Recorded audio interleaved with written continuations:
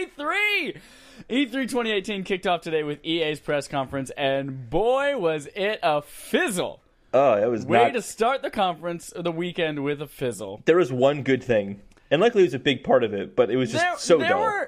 If good is the benchmark, we hit it a couple of times. Do you think we hit it a couple of times? I think we hit it at least 2 times. Yes. Oh, I disagree. Oh man, you guys, EA Play, EA's own event that happens technically outside of E3, but it's a conference at E3 in Hollywood. Let's just get into it. Holden, obviously we didn't like it that much. Yeah, I It's kind didn't of care boring for AF. But Here's the it's issue the same with as it. EA's previous conferences. Here's the issue with it. Guys, Battlefront 5, here's a trailer. We can't wait to show you more during the Microsoft event. And just Battlefield, sorry. 5. Well, we'll talk about how dull the Battlefront section was Also, as well. yes, Battlefront. Hey guys, we're going to have large-scale battles. Here's a picture of General Grievous. Yep. All right, let's jump into it. Oh, jump into it. First of all, props to Andrea Renee. Yes. She's no Aisha Tyler, but she has great energy, and boy, is she cute as a button. I could not agree more. Oh, she did a good job. I have a thing for redheads. Of course, I find redheads adorable. It's because they're rare, and it's, that's what it is. The shiny versions of the Pokemon. Exactly. Oh, man. What the fuck was that opening-ass cool 3D thing? I don't know, but I was wondering, is that just for us to see, or was the audience seeing a giant Colossus thing come out of the screen as well? I don't know, because it was from several camera angles, and then at the end she was like, was that cool, or what? Okay, so was that part of your benchmark of good? Because I would think it was cool, but I wouldn't count that as part of the conference. Oh, that was cool. That was cool. Was that Anthem? I think that was Anthem. It was Anthem, yeah. They said, and that was a little sneak peek of Anthem. We'll show more at the very end. And we'll bore you to tears in the middle. This giant-ass monster coming out of the screen. Nobody in the audience was wearing 3D glasses. I don't know. Lasers? Prints on stage? Who knows? Yeah, I don't know. Who do they do at halftime? Michael Jackson? No, they recreated somebody. Tupac. That was a famous hologram that they recreated. They did a few people like that. And not just Tupac. They did do Tupac. Holden. They can't do dead people. That's necrophilia and that's illegal. They started off EA... Not Tupac. Started it off with Battlefield 5. Was the first thing. Battlefield 5. V for Vendetta or Venereal Disease. The footage they showed, I thought, was really good looking from a graphical standpoint. It looks really epic. It looks very grand scale. It looks just well executed. You got a sense that these battlefields are very large. Like tanks can just drive through buildings, which is pretty awesome, actually. Yep. So even if you're in a building, you're not safe. But then they kind of just said, "Hey, this is going to be cool. We'll show you more later on." And that was kind of like a thing that happened. Extended announcement, because they already announced a couple of weeks ago. They're like, hey, by the way, we have customizable soldiers and weapons. And then they're like, this time we'll show you a little bit more. They said, we're going to have a Battle Royale mode. We'll talk more about it later on in the year. And I'm like, why did you mention it then? Yeah. But I guess we'll find out more tomorrow at Microsoft's event. I like that they're sticking with they're calling it war stories for the single player mode. Well, that was apparently very successful in Battlefield 1. Yeah, it reminded me how much I enjoyed playing that. Mm-hmm. Oh, that's right. You played that. Okay. So do you think you'll get this then? Definitely not full price. Maybe $20. Maybe. In fact, the only reason I got it is because it was $10 extra for that bundle, and I could get it before Black Friday. But why not? It has no loot boxes and no premium passes. No loot boxes? No How loot about boxes? Fleet Foxes? How many Fleet... You don't know music. Sorry. I don't know. I know sheet music. That's not a Fleet Fox, though. But sheet and fleet rhyme. Sheet. You piece of sheet. Hey, that's not Hi. nice. Next up, if you It's care literally, about by the way, all they talked about with that's it. Battlefield 5. That's a shame. They showed a gameplay trailer at the end. Yeah. / cinematic. It was definitely cinematic a little bit. But let's jump into FIFA. And again, they did the same thing. They didn't show anything. Yeah, they showed nothing. They showed some FIFA 18 stuff. Yeah. But, I mean, what more can you expect from FIFA 19? It's that with Champions League tournament in it. What is her name again? Andrea. What is her name again? Andrea. What is it? Andrea Renee was like, guys, and there's great stuff coming up for FIFA 19. I'm like, oh, what's this going to be? I'm really excited. And like, well, Hans Zimmer did the music for the trailer. And did he really? He did. They mentioned that, yeah. Okay, I missed that. And by the way, FIFA World Cup for FIFA 18 is going to be there, and it's coming to all the consoles. Free trial for that game. We won't talk about the new one. Here are the 3 things that mattered about that. 1, free trial, the entire game on everything but Switch. fuck Yes. Switch, apparently, in that. Yes. 2, the way that woman said the word thrilling was thrilling. It made me laugh a lot. Number 3, another one of those no fucking duh statements that game developers say all the time. They said, and I quote, "The quality bar in gameplay was raised yet again this year." Of course. You're going to say, no, we stayed the same quality as we did last year. Or, you know what? We decided we're going to fucking tank it this year. I want them to put that on the box, like FIFA 19. The quality of the game is improved from last year. The quality of the gameplay. That's all that's improved. Everything else, the game might not be better, but the moment-to-moment gameplay is better. Now, the next part of the conference I thought was interesting. The FIFA 19 part? No, it's the next part. Oh, yes. This is one of the more interesting parts of it. Yeah. I was a little confused based on the time frame of some of the stuff, but I'm sure you can clarify that for me. Probably, yeah. So Andrew Wilson, CEO, Yeah. comes out on stage and basically announces 2 things. They recently acquired a studio in Israel, and that team is going to focus on cloud gaming. Ubisoft announced a couple of days ago that they think that the next generation console is going to be the last one, and then everything is just going to be We'll talk about that in the next main episode of the show. And then this is them saying, we're kind of jumping on that boat too. So they have demos at E3 for everyone, at EA Play, for everyone to try out, all of them, running in full HD, no 4K, but full HD on all these different devices. But then the next one, subscription gaming. They were leaning hard into subscription gaming with Origin Access Premier. So Origin Access has been a thing for a while. Yeah, so this is where I'm confused. Do you know what Origin Access is? Because I thought it was a subscription service for these games, and I guess not? It is. What's the difference? Origin Access is something that's available on Xbox and PC. Okay. And it is $30 a year, or some cost $5 a month, I think. Yeah, $5 a month. And what that gets you is it gets you a catalog of older titles. So the 100 games they were touting, 100 plus games, catalog of older titles, as well as early access to new titles, and 10% off discounts on all EA stuff. So if you are going to buy Anthem, if you buy it, you get to play it a week early if you have the subscription. Cool. So that's been around for a while, but now this includes an all access. Like, you're not buying it and getting it a week early. Part of the subscription is you get to play this game. So that's cool. They didn't say the price, though, did they? I didn't hear a price. They didn't announce it during the conference, but they did clarify later that it is going to be $99 a year. Or that's not actually that bad. If you play a lot of EA games, that's not that bad. That's less than Netflix is per month. Yeah. Per year, I mean. Like, if you do it per month. Yeah. $15 a month, $99 a year. PC only, of course, right now. And they said that it's not quite ready for prime time, but later this summer, it's coming to PC. You can try it out. I think that's pretty cool. They're trying something new and trying to innovate around that. Part of that, too, is Madden 19 is coming to PC for the first time in a long time as well. Is a part of that. I don't care, but people were excited about that. Madden, FIFA, Battlefield 5, and Anthem are all going to be included in that, and you get to play them a week early. Yeah, I actually wonder how Anthem will handle that, considering it's an online game. Like, how will that be? Is that an advantage of the game to play it from online, as well as just the servers running, all the players playing the same map and everything? Well, if you yourself become online, then there's no point to even have a real physical self.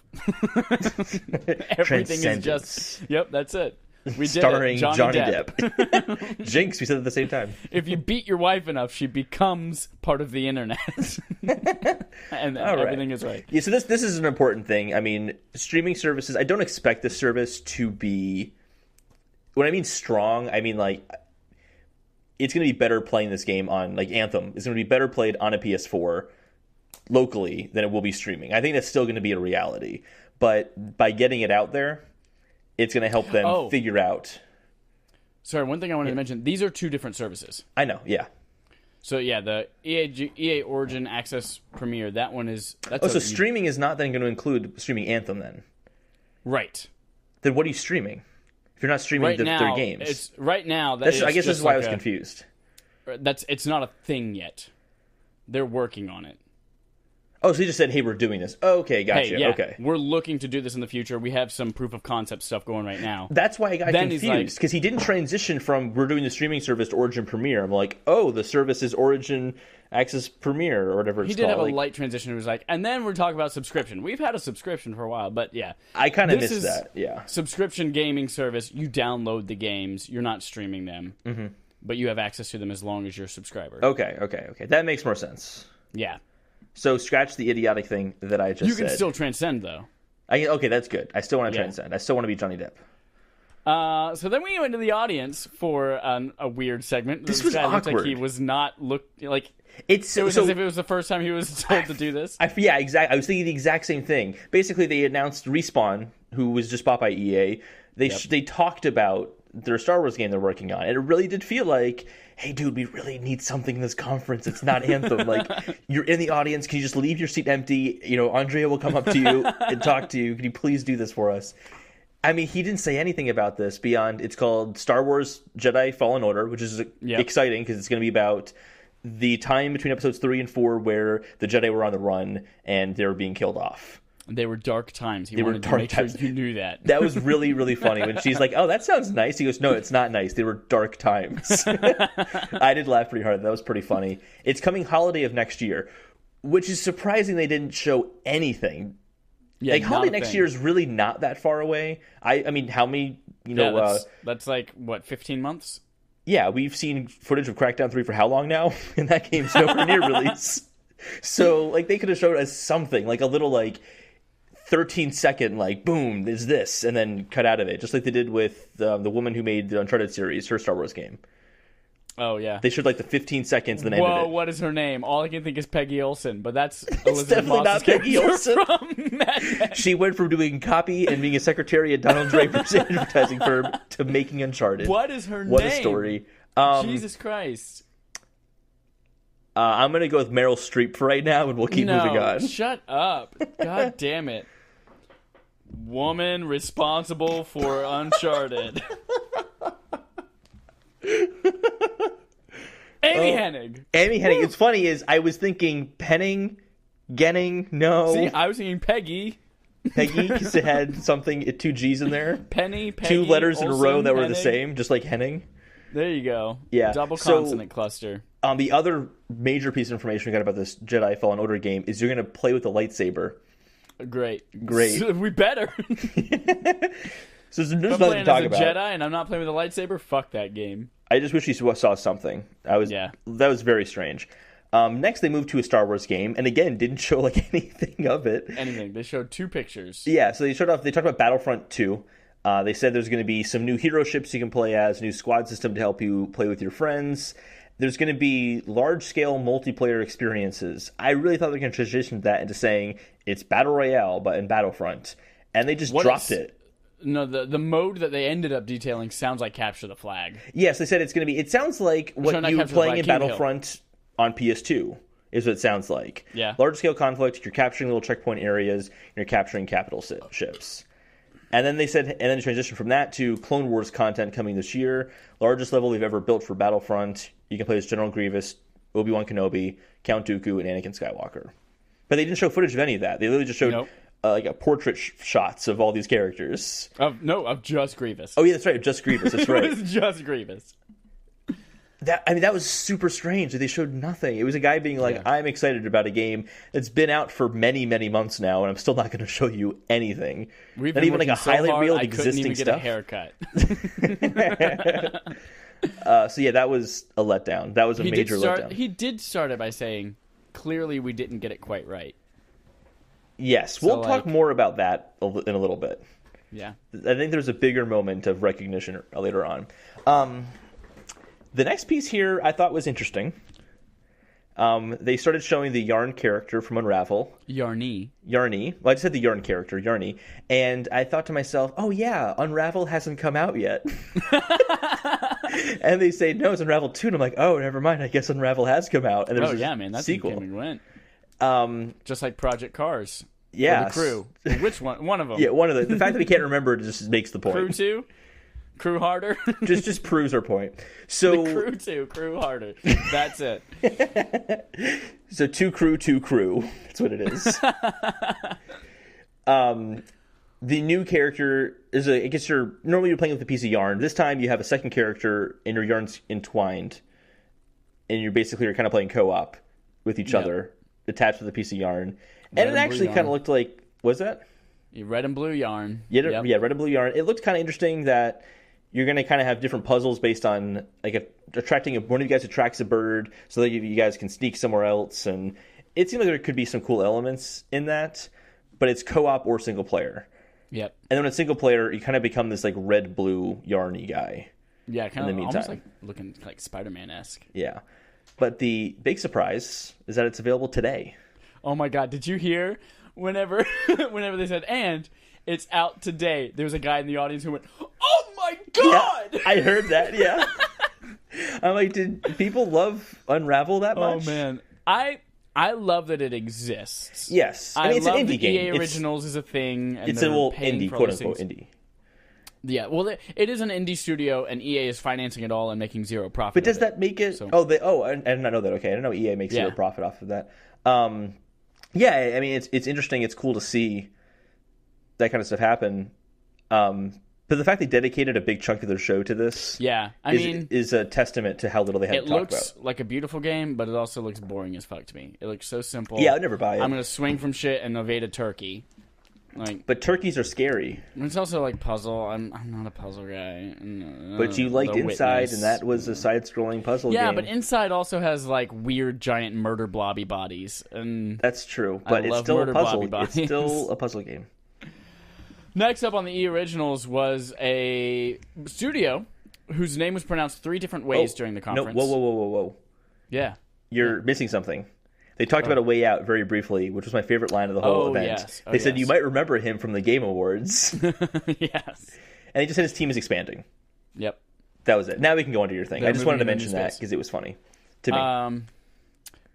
Yomai is how the person from the studio actually pronounced this name. Yomai Games versus Jomei and Jomai are 2 other ways that people said it. Yeah. They have a game called Sea of Solitude coming out. SOS. SOS. Sending out on SOS. Cowbell. I'm a tired baby, y'all. The woman who was up there, I just wanted to give her a hug because the first 10 seconds she was about to hyperventilate and pass out. I wrote a note. I said, she's so nervous, excited. And then she got her grasp a little bit and she's talking, but I had no idea what she was talking about. She's like, this is a game where it's about the emotions and you're dealing with your emotions and you're playing the game and the emotions. And I'm like, okay, what are you doing in this game? What I caught from it, I like the concept. I'm not too sold on the game yet, though. But what I liked, the quote she said that kind of encompasses everything is, when humans get lonely, they turn into monsters. Yes. And so the main character is this woman who is like, looks like she's becoming a demon of some sort. Yeah, a hairy spider-looking demon. Yes, with red eyes. Yeah.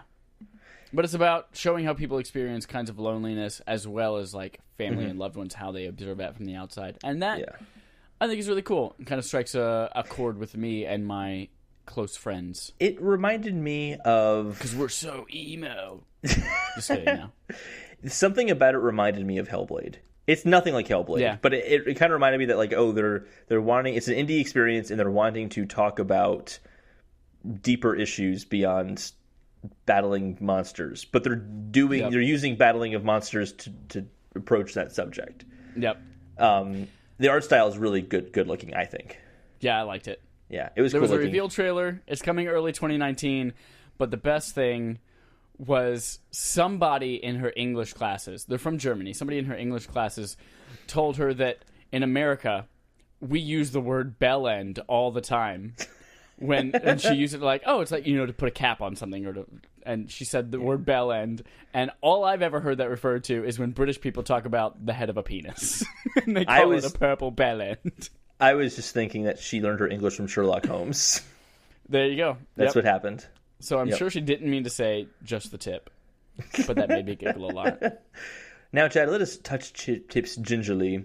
Move on to the next segment here. It's called docking. So the next thing to talk about is NBA Live 19, and this trailer. We're not going to talk about it because they didn't talk about it. They didn't. I literally, my only note on here is a quote, and the quote is, "This is my squad." That's what I learned about this game. It's coming September 7th. Yeah, but it was not as pointless as the next segment, which is where they brought on Young Keeve, who talked about winning a Madden tournament. And missing his graduation. But he still got his diploma, so don't drop out of school, kids. That's right. I I'm like, oh, this is going to transition into a game announcement.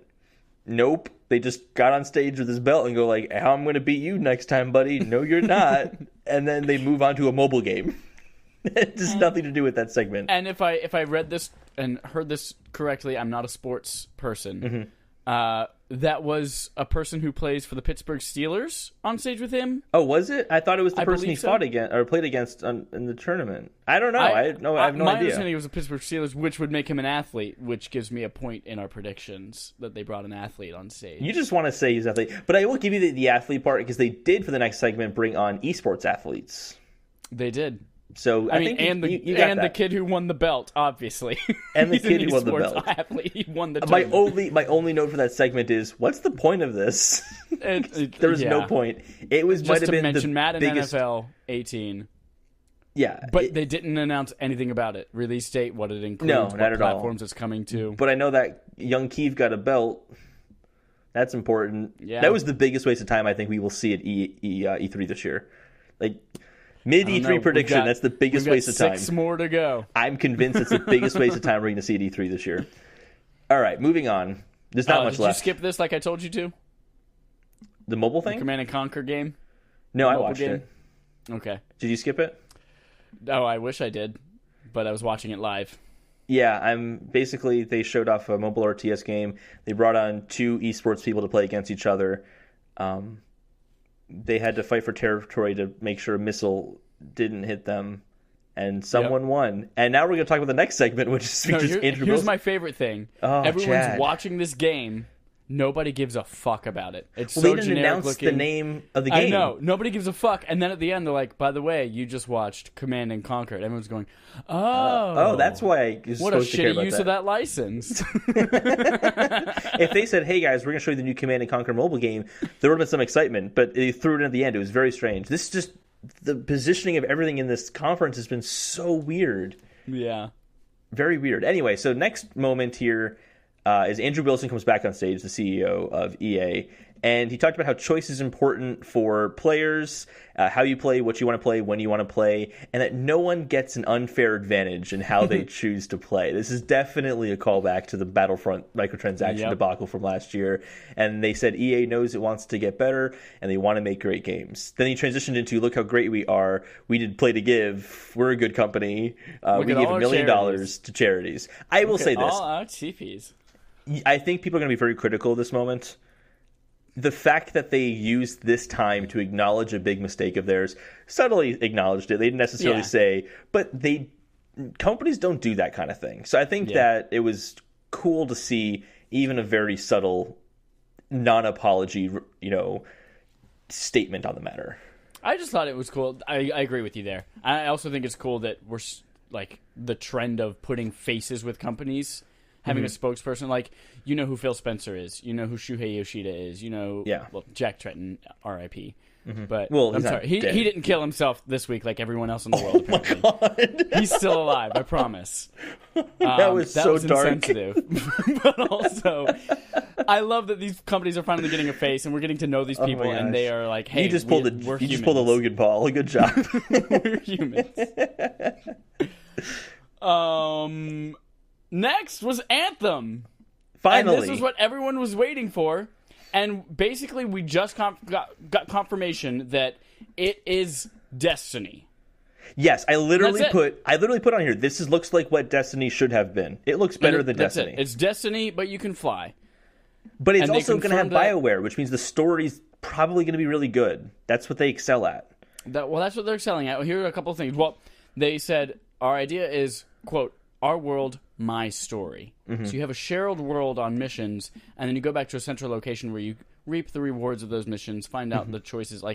That's kind of like the tower in Destiny, and then the missions themselves are the shared world. But I get the sense, and this is how I'm viewing it, it is like look at Mass Effect. It is like the galaxy of Mass Effect is the open world that is shared with the multiplayers, and then the Normandy ship, where you interact with your other characters and your story, is your own single-player area. And that you're going to actually be doing things when you go to the tower location in Destiny, as opposed to, buy my gun, leave. Get this, leave. So I feel like there's going to be more to do there. So I think that's a good thing. They're going to improve that. a lot. They said this is not an MMO, it's something different, but I think that really just means it's Destiny with a story. A legitimate Destiny story. Destiny also calls itself not an MMO. Yeah, Now, don't get me wrong. Am I excited as fuck to play it? Yes. I think this looks really good. Destiny? Yeah, I loved playing both Destinies, and I beat them both, and I loved them. Mm-hmm. But yeah, it's Destiny for EA. It is, but I don't think it's a bad thing. I think this looks really, really good. They didn't show, honestly, a whole lot. They showed some gameplay stuff, which all looked great. The game is unbelievably good looking. Yeah. Like, there's no way it's going to look this good when it comes out. The amount of life in the world. I'm sure that was the PC version. Yeah, the amount of life in the world flying around, the particle effects was all just super impressive. I was really, really blown away by a lot of that stuff.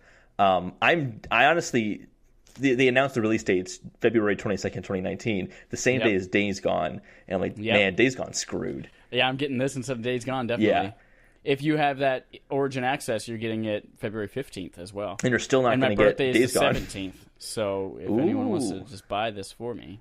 Didn't you say, oh boy, Days Gone, so excited for my birthday, or something like that? Yeah. On Twitter, and that's gone. That's over. Now you have a new game to be excited for. Days Gone is gone. There are a couple of things about this game that were clarified afterwards, after the conference. There are no current plans for PvP. I'm not surprised by that. In Anthem. So I know that's a big part of Destiny. But it's not what this kind of game is. It's not going to be there at launch. It's not really kind of what they're designing it for. And as a lot of people asked, because it's BioWare, are there going to be romance? And then they said no. By design, there are no romance options. What? Not that I did that a lot in Mass Effect, but that's interesting. Yeah. That's very interesting. They also mentioned loot boxes and monetization. There'll be no loot boxes, but there will be monetization. You can buy cosmetic-only stuff. Yeah. And you always know what you're buying. And that's the kind of stuff I have no problem with. That's fine. So I think they handled that well.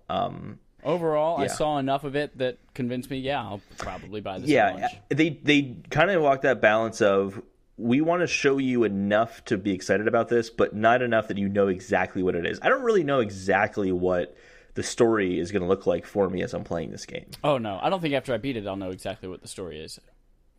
I think it's going to be just like Destiny, where I'm like, man, that was really cool. I had fun playing it. What was the story? I don't care. I don't think so. I think there's going to be a deeper story to this. But that's what BioWare excels at.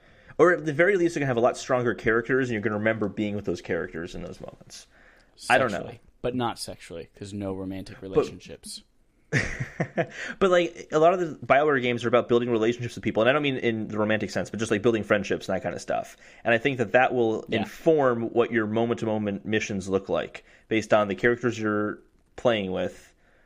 I don't know what it'll look like, but I feel like there's going to be more to it than Destiny in that sense. Yeah. Which is why I'm excited. I think this was the only great thing shown at EA's event. Yeah. And honestly, it was the only thing worth talking about really at EA's event. Are you kidding me? You didn't stick around for the rest of it? It was the FIFA 18 World Cup that they played. I missed it. I was watching the pre-recorded version, not the pre-recorded, but the stream on their YouTube page or whatever. It was an hour and 20 minutes. She said, and stick around, and then it ended, and I'm like, oh no, I can't stick around. What am I going to do? I really wanted to see that. Damn it. I'm so upset. But so that's it. EA Play, E3, something else that starts with an E. It was okay. It was okay. But EA has never been the strongest conference. We do kick off tomorrow at 11 or 1. What time? It's 3 p.m. my time, Central Time. 1:30. 1:30? Yeah. What are you talking about? Microsoft's event's at 1:30. You're at 1:30. No, I'm not. I'll be watching it at 4:30. I thought it was 1 o'clock. Or 1 o'clock, whatever. I don't know. We'll see it tomorrow. Watch the thing. Microsoft and Bethesda will be back here tomorrow night with another half-hour segment, 45, whatever. They're probably much longer for Microsoft's. Yeah, we'll see. Bethesda. And we'll get to talk about things that EA talked about today again. Yes, we get to talk about more EA, Battlefield 5. Woo! All right, guys, stick around. Be cool, stay in school, don't do drugs.